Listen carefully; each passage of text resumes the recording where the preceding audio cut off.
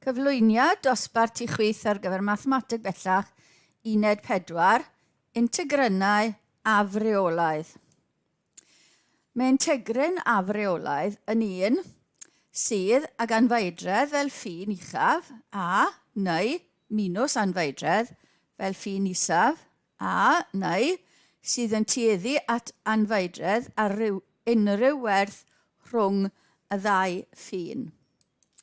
Felly, pa rai o'r integrynau yma sydd yn integryn afreolaidd? Rhowch reswm dros eich ateb os yw'n afreolaidd. Felly, dyma nhw i gyd.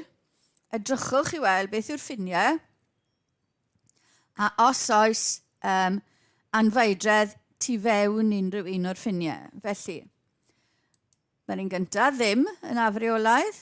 Mae rhwng 2 a 5 yn iawn i integru yr un gyntaf. Yr ail un yn afreolaidd achos mae'r ffin ucha yn anfeidredd. Hwn yn afreolaidd achos dyw e ddim wedi cael ei ddiffinio pan mae x yn hawl i 0. X yn hawl i 0 ar un o'r ffiniau. Hwn yn afreolaidd, dyw e ddim wedi cael ei ddiffinio os di x yn 0. Mae hwn yn afreolaidd, mae'r ffin ucha yn anfeidredd. Mae hwn ddim yn afreolaidd o fewn y ffiniau yna. Mae hwn yn achos mae yna anfeidrol pan mae x yn hawl i 2. 0 gyda ni ar y gwylod. Hwn hefyd, x yn hawl i 2, ni'n mynd i gael 0 ar y gwylod, felly afreolaidd. Mae hwn yn iawn o fewn y ffiniau yna. Mae hwn yn afreolaidd ar y pwynt x yn hawl i 2, sydd o fewn y ffiniau yna. Mae hwnna'n iawn o fewn y ffiniau, a mae hwn yn afreolaidd pan mae x yn hawl i 2, sydd o fewn y ffiniau yna. Dylech fod yn gallu enrifo integrynau reolaidd gan ddefnyddio'ch technegau safonol arferol chi. Sut ydym yn penderfynu os oes gan integryn afreolaidd ateb synhwyrol? Felly drychwch ar hwn fan hyn. Integryn afreolaidd gan fod y ffin uchaf yn tueddu at anfeidredd.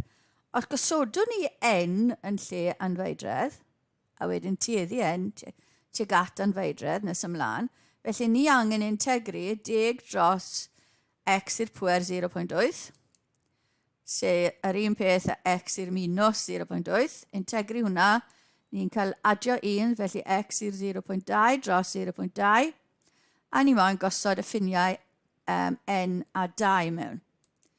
Felly 10 rhannu dy 0.2 yw 50, felly gosod n mewn yn lle x, a ni'n cael n i'r 0.2, a wedyn ni 2 i'r 0.2.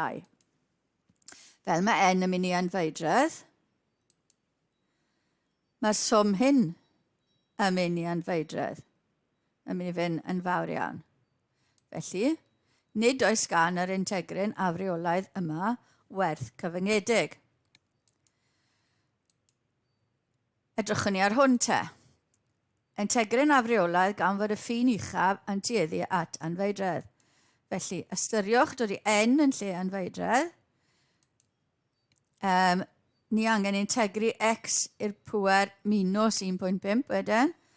Felly, mae hwnna'n dod yn x i'r minus 0.5, rannu dy minus 0.5, sy'n rhoi i ni minus 20, a wedyn 1 dros ail isradd x yw x i'r pŵer minus 0.5. Gosod n a 4 mewn. Mae minus 20 dros ail isradd 4 sy'n 2 yn mynd yn plus 10.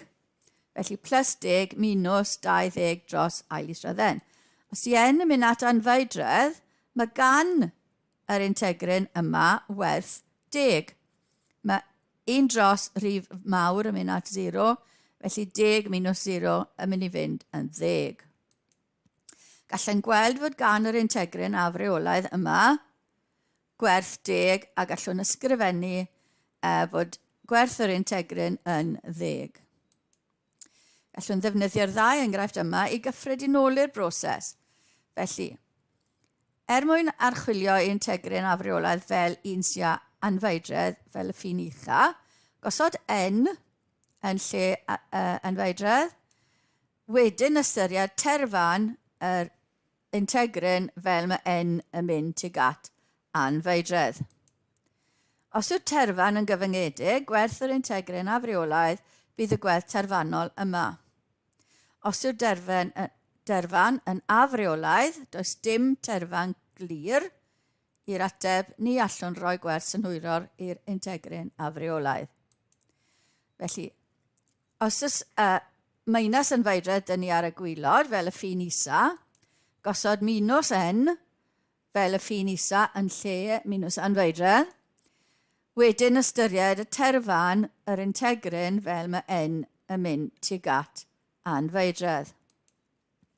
Os yw'r derfan yn gyfyngedig, gwerth yr integryn afreolaidd bydd y gwerth terfanol yma.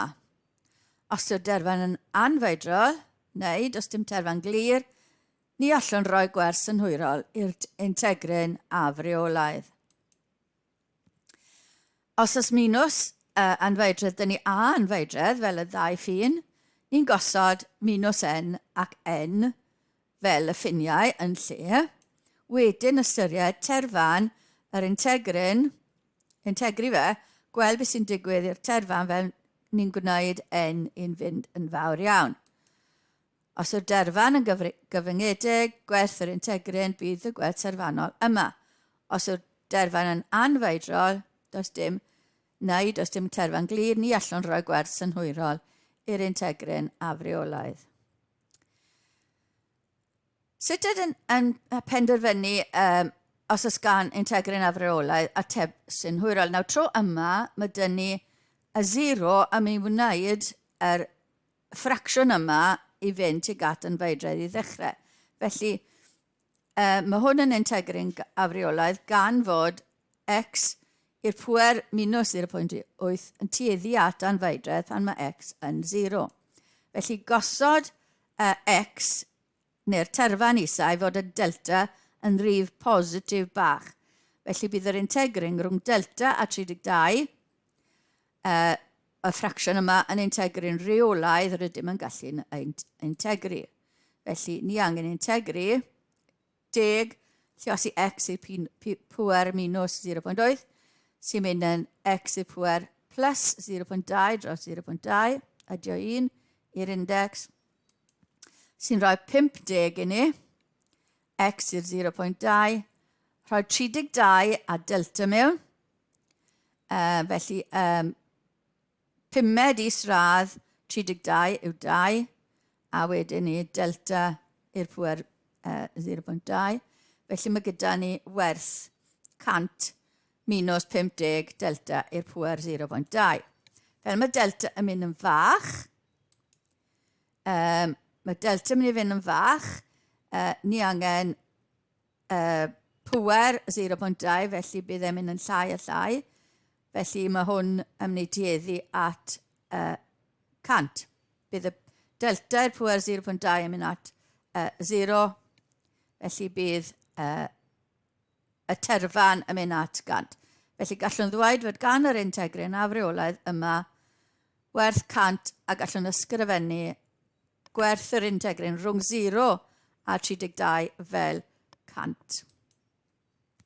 Gallwn gyffredin nôl i'r broses yma ar gyfer integrant sydd heb ei ddiffinio ar werth yn yr amrediad integri. Felly, mae a heb ei ddiffinio, ni'n gosod a plus delta, lle mae delta yn rhif bach positif, wedyn ystyried beth sy'n digwydd i'r integryn yma wrth i delta mynd tuag at 0. Os yw'r derfan yn gyfyngedig, gwerth yr integryn afreolaidd bydd gwerth terfanol yma. Os yw'r terfan yn anfeidrol, does dim terfan glir, ni allwn rhoi gwerth synhwyrol i'r integryn afreolaidd. Os ys gyda ni un lle mae ffwythiant B, lle mae y ffwythiant heb i ddiffinio ar B, ni'n mynd i wneud yr un peth, ond tynnu delta wrth B, so felly A tuag at B minus delta, felly bydd o fewn ffiniau beth ni angen. Wedyn ystyried beth yw'r terfan pan fydd delta yn mynd tuag at 0. Os yw'r derfan yn gyfyngedig, gwerth yr integryn bydd gwerth terfanol hwn. Os yw'r derfan yn anfeidrol, neu does dim terfan glir, ni allwn rhoi gwerth synhwyrol i'r integryn afreolaidd. Wedyn ystyried beth sy'n digwydd os oes gyda ni anfeidredd tu fewn i'r ffiniau. So ni angen ystyriwch y ffwythiant G sy mewn 2 rhan. So x plus 1 yw os yw x yn llai na 2, a 1 dros y ffracsiwn ail isradd x minus 2 os yw x yn fwy na 2. Felly, tuag at y pwynt 2, mae x plus 1 dyn ni, a wedi yr pwynt 2 mae'r ffracsiwn yna dyn ni.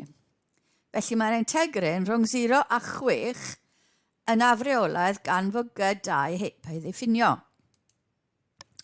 So beth gallwn ni wneud yw gosod rhan gwylod 0 i 2 minus delta, fel bod yr rhan i gyd tu fewn, so delta yn rhy bach, just i slawn y 2 ar gyfer y darn cynta, a wedyn y darn nesaf, 2 plus delta, felly just uwch ben y 2 ar gyfer yr ail darn, gweithio mas y 2 integryn a gweld beth sy'n digwydd.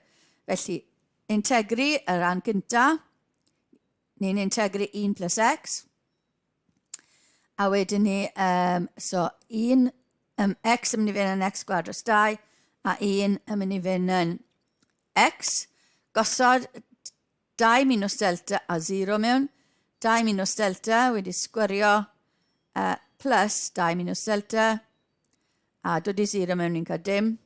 Felly mae hwnna'n dod yn lliosu'r un y mas, casglu termau, a ni'n cael 4 minus 3 delta plus a hanner delta wedi sgwario.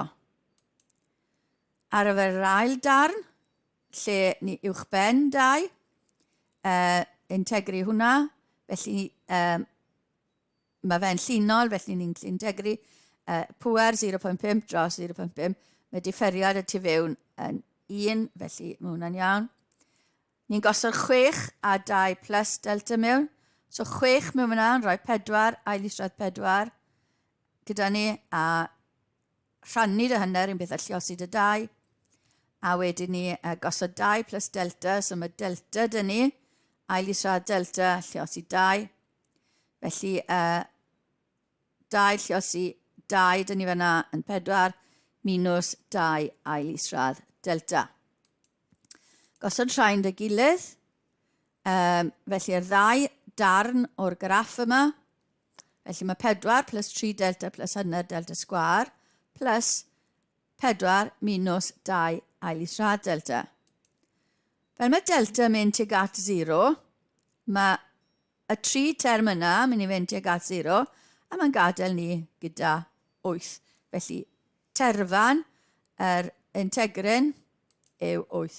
Gallwn ddweud fod gan yr integryn afreolaidd yma werth 8. Felly, ysgrifennwn ni bod integryn rhwng 0 a 6 yr integryn y ffwythiant yna yn mynd i fod yn 8.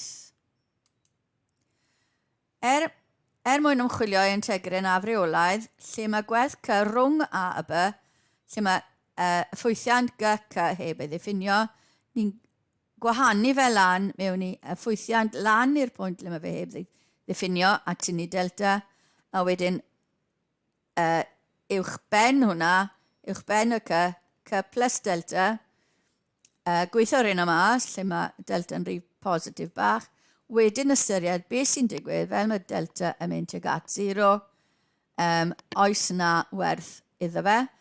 Os yw'r derfan yn gyfyngedig, gwerth yr integryn bydd gwerth yr integryn yma, a os yw'r derfan yn anfeidrol, does dim terfan glir, ni allwn rhoi gwerth synhwyrol i'r integryn afreolaidd.